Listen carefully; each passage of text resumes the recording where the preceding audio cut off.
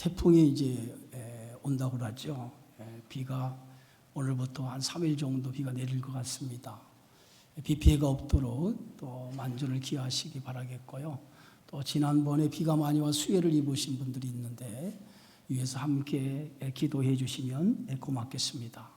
오늘도 하나님의 은혜와 평강이 여러분 모두 위에 함께 하시기를 주의 이름으로 축원합니다. 우리 함께 인사 나누겠습니다. 사랑하고 축복합니다. 사랑하고 축복합니다.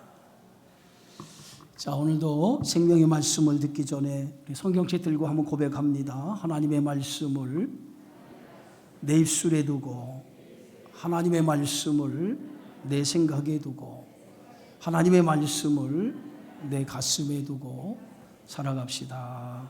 아멘. 세상이 점점 어두워져 가고 악해져 가고 있습니다. 이러한 세상 속에서 우리가 사단의 유혹을 받지 않고 살기 위해서는 항상 하나님의 말씀을 우리의 가슴에 두고 살아가는 일이 무엇보다도 중요하다고 생각합니다. 죄는 문 앞에 있다고 그랬어요. 사단의 유혹은 항상 가까운 데 있습니다. 이런 가까운 데 있는 사단의 유혹을 이길 수 있는 유일한 힘은 말씀으로 무장하는 일이에요. 말씀으로 무장할 때 우리가 죄의 유혹, 사단의 유혹을 물리칠 수 있는 줄 믿습니다. 우리는 이 땅에 영원히 살질 않아요. 언젠가 우리 육신을 다 벗어 던지고 이 세상을 떠날 날이 있습니다. 육신의 장막을 벗어 던지고 떠나면 우리 믿는 성도에게는 소망이 있어요. 바로 영원한 하나님이 예비하신 집이 우리에게 예비되어 있어요. 우리는 그 집에 다 들어갈 날이 있을 줄 믿습니다. 그래서 고린도후서 5장 사도 바울은 만일 땅에 있는 장막집이 무너지면 하나님께서 지으신 집, 곧 손으로 지은 것이 아니요 하늘에 있는 영원한 집이 우리에게 있는 줄 아느니라 그랬어요. 우리가 이 땅에 살아가면서 기억해야 될 것이 있어요. 육신의 장막이 무너지면은 우리가 영원한 나라에 들어가지만은 그 전에 우리가 다 그리스도의 심판대 앞에 서게 될 것이라고 하는 거죠. 누구도 예외가 없어요. 다 그리스도의 심판대 앞에 설 날이 있어요. 고린도후서 5장 10절은 사도 바울은 이렇게 얘기합니다. 우리가 반드시 그리스도의 심판대 앞에 나타나게 되어 각각 선악간에 그 몸으로 행한 것을 따라 받으려 함이라. 우리 모두가 세상을 떠나게 되어지면 마지막 날 우리가 주님 앞에 다 서게 된다는 거예요. 각각 선악간에 어떤 행위를 가졌는지, 어떤 삶을 살았는지 그 삶에 대한 평가를 오늘 주님으로부터 받게 될 날이 있다는 거예요. 그래서 우리는 그 날 누구를 위해 살았나, 무엇을 위해 살았나 다 주님 앞에 드러나서 주님으로부터 어떤 사람은 칭찬을 받고 어떤 사람은 책망을 받게 될 거예요. 그 날을 위해서 우리가 잘 믿음으로 준비해야 돼요. 그래서 오늘 마태복음 7장 22절에 예수님께서 그날에 많은 사람이 나더러 주여 주여 우리가 주의 이름으로 선지자 노릇을 하고 주의 이름으로 귀신을 쫓아내고 주의 이름으로 많은 권능을 행하지 아니하였나이까 하리니 그때에 내가 그들에게 밝히 말하되 내가 너희를 도무지 알지 못하니 불법을 행하는 자들아 내게서 떠나가라. 우리가 주의 이름으로 많은 일을 했다라고 하지만은 실상 주의 이름으로 했다고 하지만은 나를 위해서 한 사람들이 너무 많다는 거예요. 그런 사람을 가리켜서 예수님께서 불법을 행하는 자다. 예? 불법을 행하는 자라는 거죠. 지혜로운 사람은 어떤 사람입니까?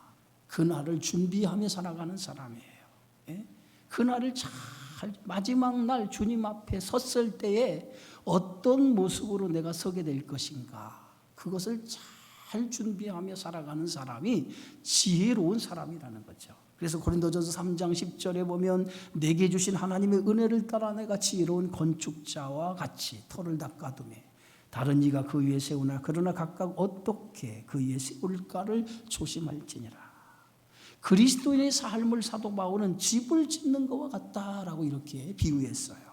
집을 지을 때 제일 중요한 게 뭡니까? 돌을 닦는 작업이죠. 기초 작업이 가장 중요합니다. 그리고 기초 작업이 끝나면 그 위에 어떤 집을 세울까라고 하는 것을 고심하죠. 많은 사람들이 쉽고 편한 집을 지으려고 합니다. 그러나 쉽고 편한 집은 무너지게 되어져 있어요. 쉽고 편한 집보다는 무너지지 않은 튼튼한 집을 지어야 돼요. 마지막 날 튼튼하고 무너지지 않는 집을 지을 때에 그 집을 주님 앞에서 인정받게 되어진다는 거예요. 그래서 오늘 바울은 오늘 이렇게 말하고 있어요. 5장 11절에 보니까 우리는 주의 두려우심을 알므로 그랬어요. 여기서 주의 두려우심을 한다라고 하는 말은 마지막 날 우리가 다 하나님 앞에 심판대 앞에 서게 될 것을 안다는 얘기예요. 그 마지막 날 우리가 심판대 앞에 서게 될 날을 알기 때문에 두려운 마음으로 사람들에게 권면한다는 거예요. 예? 늘 두려운 마음, 하나님 앞에 두려운 마음을 가지고 믿음의 삶을 살아가야 된다는 거예요. 그것이 오늘 그리스도인들이 가져야 될 신앙적인 자세라는 거예요. 언젠가 하나님 앞에 설 날이 있다라고 하는 것을 생각하면서 두려운 마음을 가지고 살 때에 우리는 그런 두려운 마음을 통해서 우리에게 주어진 그런 구원을 하루하루 이루어가면서 살아갈 수 있게 되어지는 줄 믿습니다. 바울은 지금까지 자신은 그런 마음을 가지고 살았다는 거예요. 한 번도 하나님 앞에 두렵지 않은 마음으로 살아가 본 적이 없다는 거예요. 언젠가 하나님 앞에 설 날을 생각하면서 두렵고 떨리는 마음으로 복음을 전하고 그런 자세를 가지고 하루하루 믿음의 삶을 살아갔다고 오늘 고백하고 있어요. 이렇게 바울이 두렵고 떨리는 마음으로 살아왔는데 고린도 교인들은 바울의 그런 두려운 마음으로 복음을 전한 그의 마음을 이해해 주지를 못한 거예요. 그래서 오늘 바울은 고린도 교인들에게 12절에 이렇게 말합니다. 우리가 다시 너희에게 자천하는 것이 아니요 오직 우리로 말미암아 자랑할 기회를 너희에게 주어 마음으로 하지 않고 예모로 자랑하는 자들에게 대답하게 하려 하는 것이라. 고린도 교회에 나타난 그러한 유대로부터 온 율법주의자들, 거짓 교사들은 외적인 것을 자랑을 했어요. 자신들이야말로 정말 진정한 일꾼이라고 외적인 것을 가지고 자랑을 했습니다. 그런데 바울은 그런 자들은 육신을 자랑하는 자들이라는 거예요. 육신을 자랑하고 오직 그리스도를 자랑하지 못하고 마음으로 복음을 전하지 못한 자들이라고 바울은 말하고 있어요. 바울도 이쪽으로 보면요 자랑할 것이 대단히 많은 사람이었어요. 그런데 바울은 자신의 외적인 것을 자랑해 본 적이 없어요. 하도 유대로부터 온 사람들이 자신의 외적인 것을 자랑하니까 고린도후서 12장에 바울이 입을 열어서 자신의 외적인 것을 자랑한 적이 있어요. 오늘 성경 말씀에 보면 고린도후서 12장 21절에 보면 그들이 히브리인이냐 나도 히브리인이다. 그들이 이스라엘이냐 나도 이스라엘이고 아브라함의 후손이다.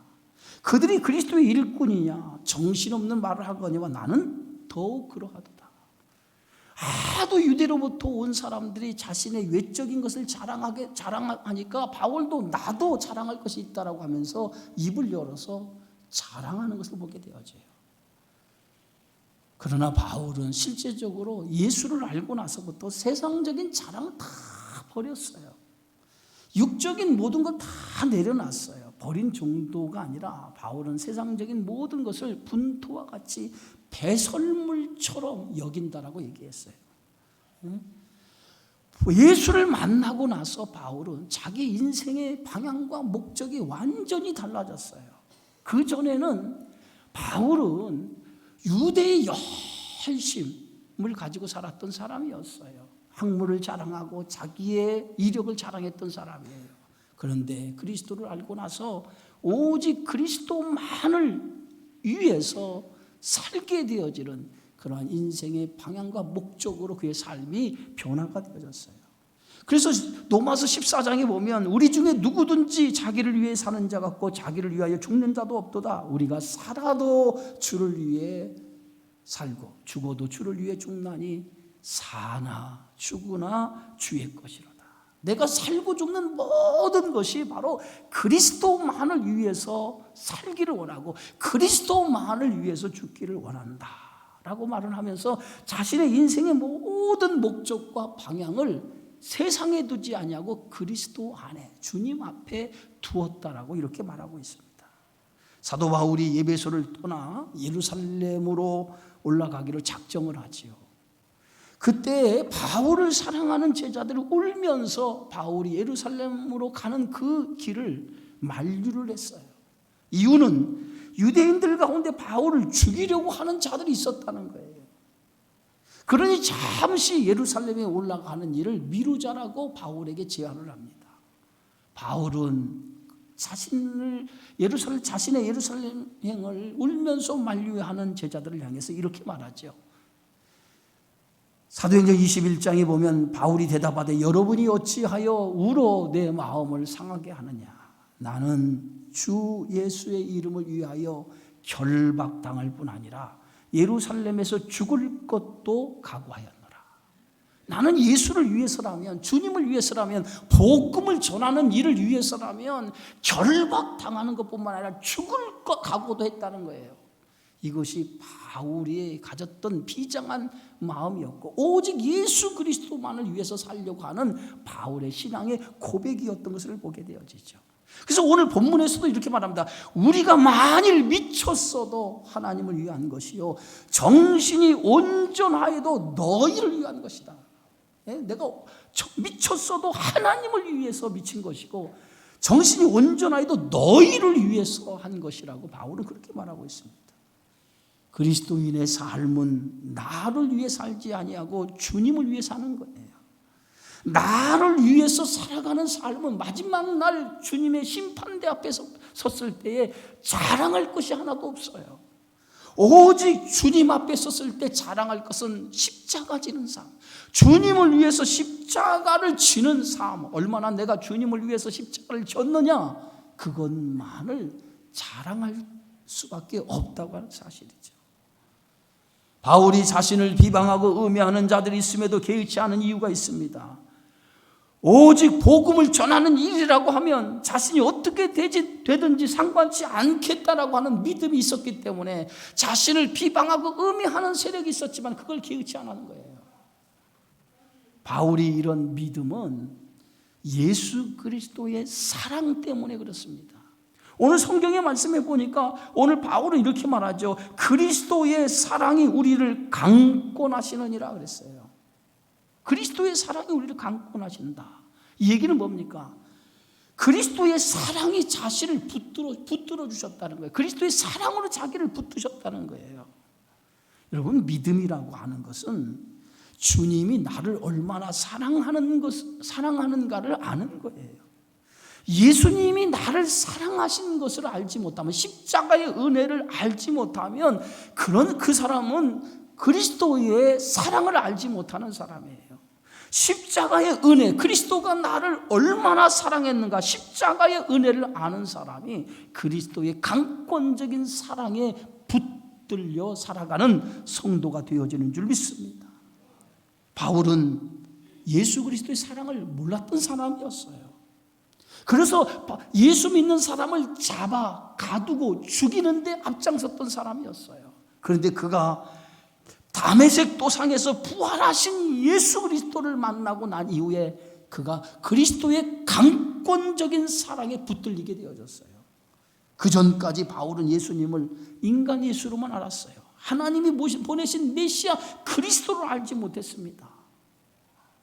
율법에 의하면 나무에 달려 죽은 자는 하나님으로부터 저주를 받은 자라고 하는 말씀이 있어요. 그래서 예수님이 십자가에 달려 죽은 것, 마치 하나님께서 하나님 앞에 저주를 받아 죽은 자로 예수님을 알고 있었어요.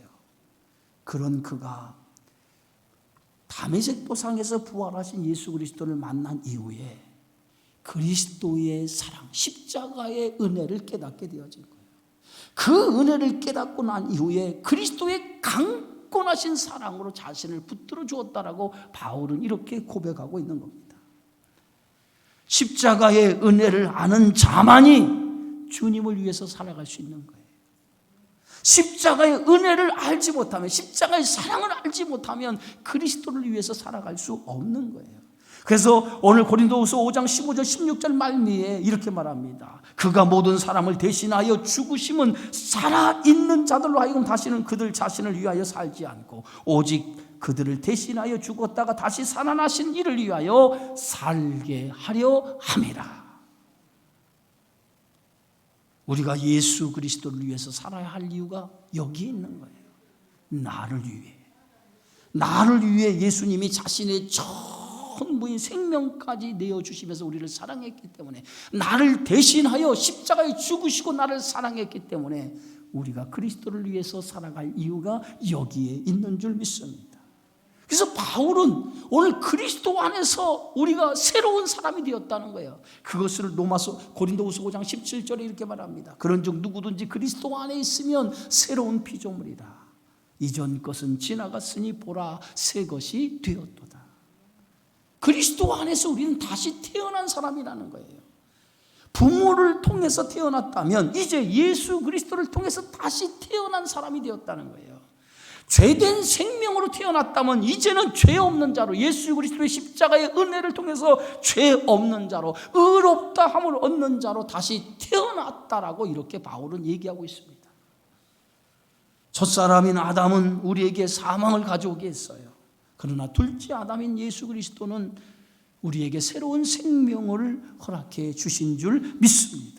그래서 바울은 오늘 본문에서 고린도후서 5장 12절 18절에서 이렇게 말합니다. 그러므로 한 사람으로 말미암아 죄가 세상에 들어오고 죄로 말미암아 사망이 들어왔나니 이와 같이 모든 사람이 죄를 지었으므로 사망이 모든 사람에게 이르렀느니라. 그런즉 한 범죄로 많은 사람이 정죄에 이른 것 같이 한 의로운 행위로 말미암아 많은 사람이 의롭다 하심을 받아 생명에 이르렀느라. 아담 한 사람으로 말미암아 사망이 우리에게 들어왔어요. 그러나 예수 그리스도를 통해서 우리에게 뭐가 왔습니까? 생명이 다시 오게 되어졌다는 거예요. 예수 그리스도로 말미암아 우리는 죄와 사망에서 벗어난 생명을 얻은 자가 되어진 줄 믿습니다. 죄에서 자유함을 얻은 그러한 축복의 성도가 되어진 줄 믿습니다. 모든 것이 뭐예요? 하나님으로부터 주어진 은혜예요. 그래서 바울은 오늘 18절에도 모든 것이 하나님께로부터 났다라고 얘기하고 있어요. 우리가 죄에서 구원함을 받은 것, 영원한 생명을 얻은 것, 이 모든 것이 다 하나님으로부터 주어진 은혜요, 하나님으로부터 주어진 선물이요, 하나님으로부터 주어진 축복인 줄 믿으시기 바랍니다. 그리스도께서 우리를 대신하여 죽으심으로 인해서 우리가 영원한 생명을 얻게 되어진 것, 이 모든 것이 뭐예요? 하나님이 우리에게 주어진 은혜라는 거예요. 우리에게 주어진 축복이라는 거예요.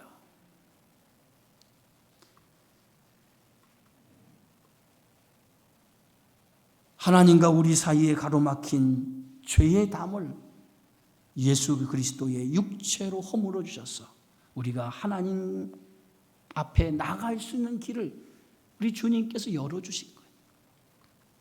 그것이 바로 하나님의 은혜요 축복인 줄 믿습니다. 그래서 이브리서 10장에서는 이렇게 말합니다. 우리가 예수의 피를 힘입어 성소에 들어갈 담력을 얻었나니 그 길은 우리를 위하여 휘장 가운데로 열어놓으신 새로운 살 길이요 휘장은 곧 그의 육체니라. 예수 그리스도가 아니었다면 우리는 하나님과 화목할 수 있는 길이 없어요.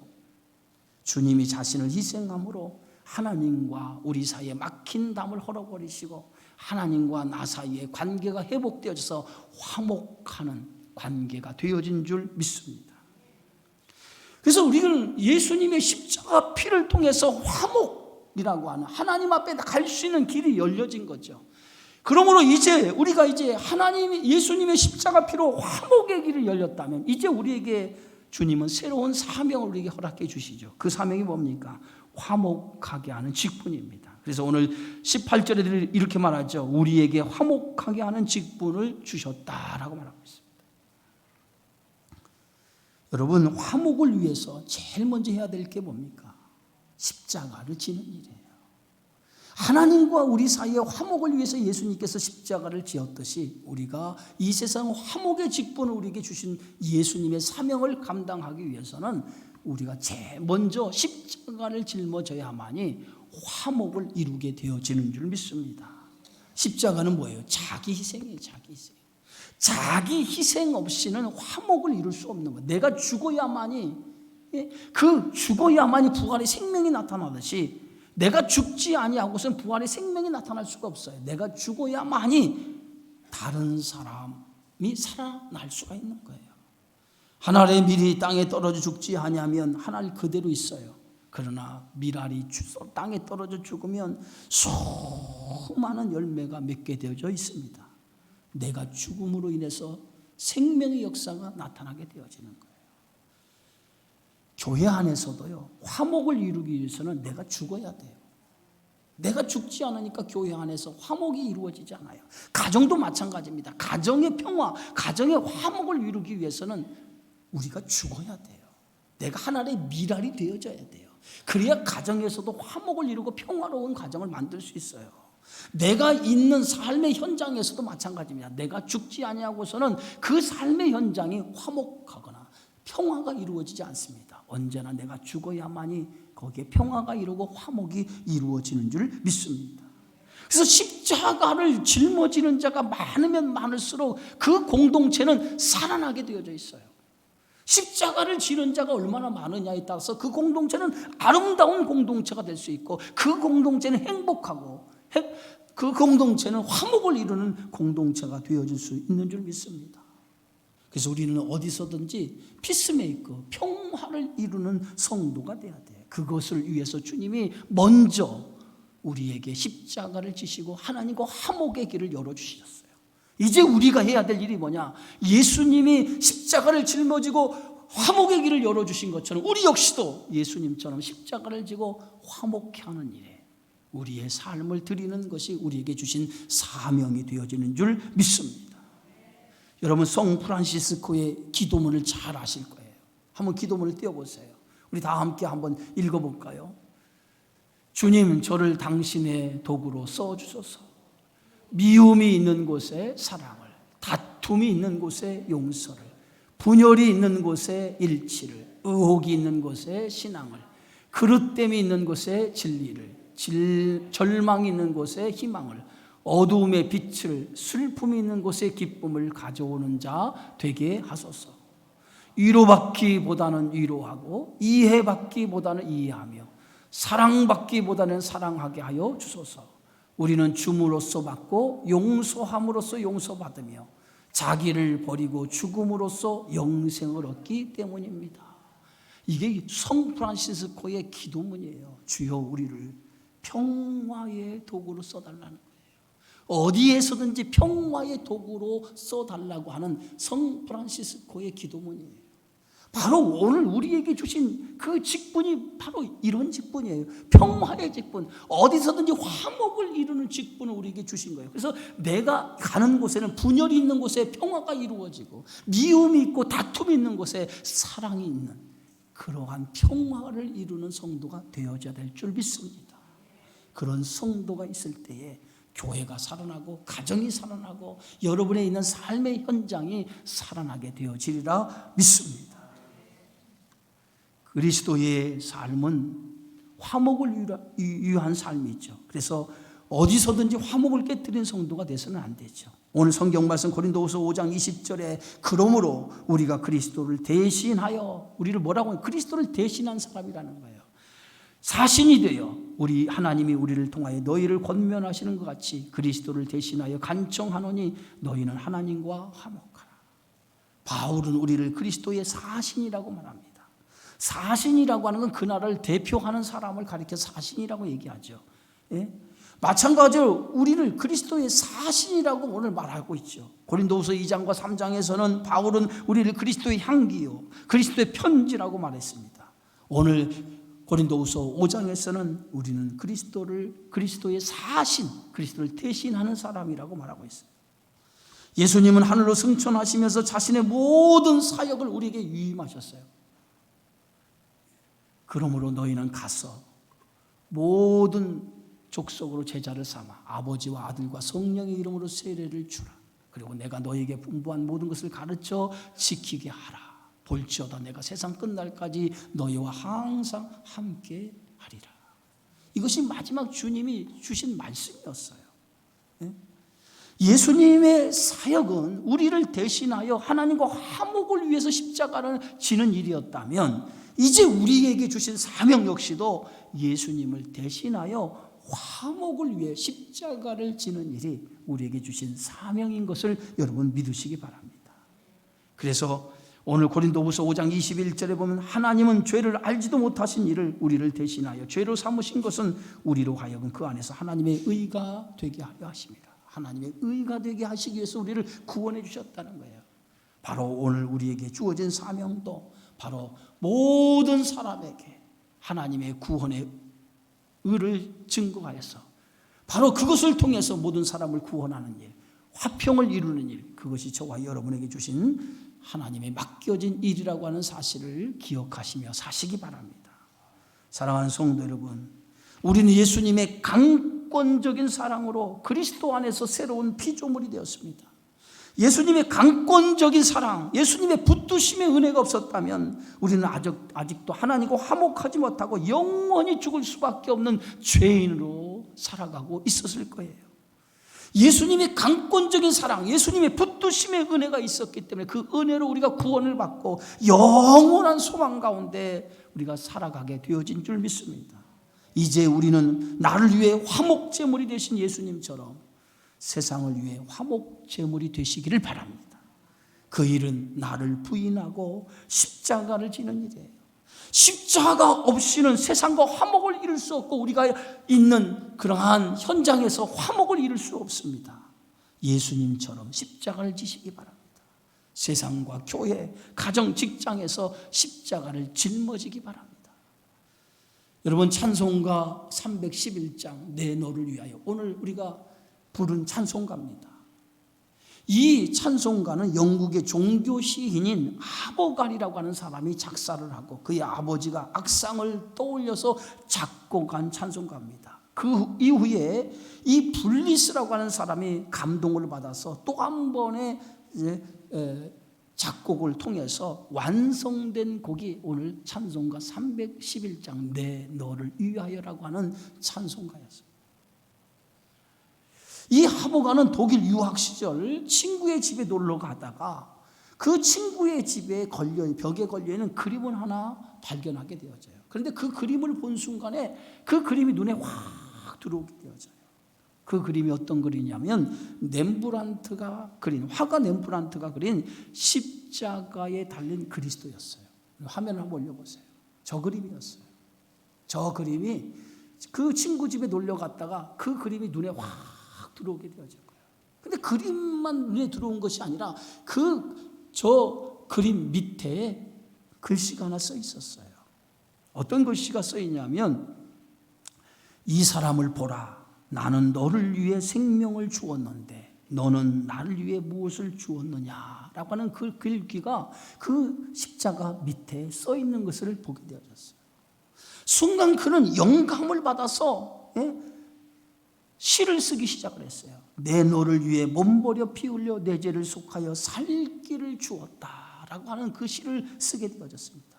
그리고 그날 밤에 그 하버갈은 집으로 돌아오죠. 집을 돌아와서 그 쪽지를 무심코 벽난로에 던졌다가 순간 태우지 말고 주어야 한다라고 하는 강한 느낌이 들어서 그 순간 던졌던 그 종이를 불 속에서 끄집어냅니다.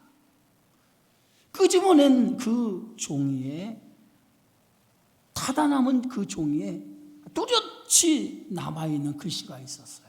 그 글씨가 어떤 글씨냐면 내 너를 위하여라고 하는 글씨만 남아있었어요.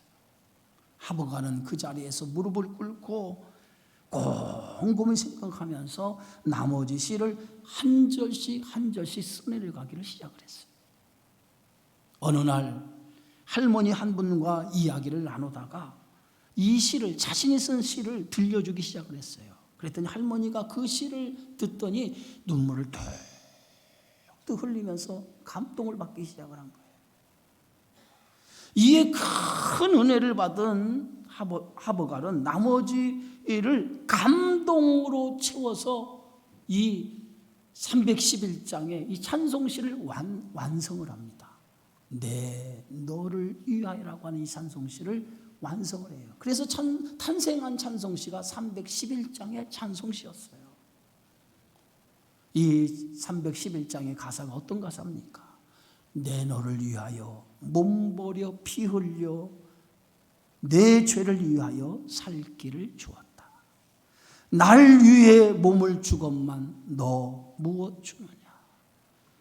널 위해 몸을 주건만 너 무엇 주느냐? 주님이 십자가에서 우리의 모든 것을 주었는데 너는 나를 위해서 무엇을 주느냐? 주님이 나를 대신하여 십자가에 죽으셨어요. 나를 위해 대신 죽으심으로 인해서 우리가 영원한 살길, 영원한 생명을 얻게 되어졌어요. 그렇다면 여러분 주님을 위해서 무엇을 드리고 삽니까? 우리는 주님을 위해서 무엇을 드리고 살고 있습니까? 오늘 주님은 우리에게 말씀합니다. 화목의 직분. 우리에게 화목의 직분을 주셨다는 거예요. 우리가 있는 곳에 십자가를 짊어짐을 통해서 예수님처럼 십자가를 지는 것을 통해서 화목의 직분의 사명을 감당하라는 거예요. 교회 안에서 십자가 지시기 바랍니다. 여러분 가정에서도 십자가 지시기 바랍니다. 여러분 일터에서도 십자가 지시기 바랍니다. 십자가를 짊어질 때에 화목을 이룰 수 있어요. 그것이 바로 하나님께서 우리에게 주신 사명인 것을 믿으시고 예수님이 나를 위해서 십자가 짊어짐으로 해서 하나님과 화목을 이룬 것처럼 이제 우리가 십자가를 짊어지며 세상과 이웃과 여러분의 가정에 화목을 이루며 살아가는 믿음의 성도의 사명을 감당하며 살아가기를 주의 이름으로 축원합니다. 거룩하신 주님 감사합니다. 우리에게 맡겨주신 직분은 화목의 직분입니다. 예수님이 나를 위해 십자가에 짊어짐으로 하나님과 화목을 이룬 것처럼